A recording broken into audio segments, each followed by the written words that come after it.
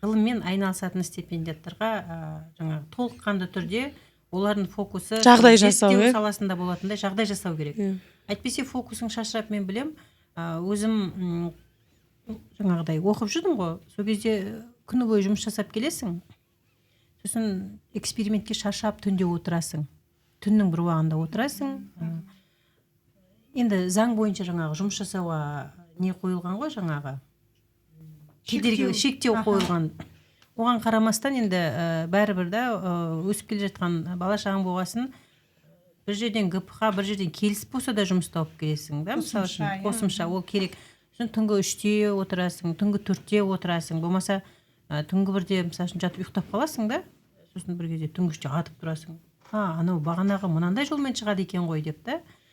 Сондай мүмкін ол жағдай болса, біз соны күні бойы жүріп, соны есептеп, мүмкін түнгі 3-те біз ұшып тұрмайтын шығармыз мүмкін, да.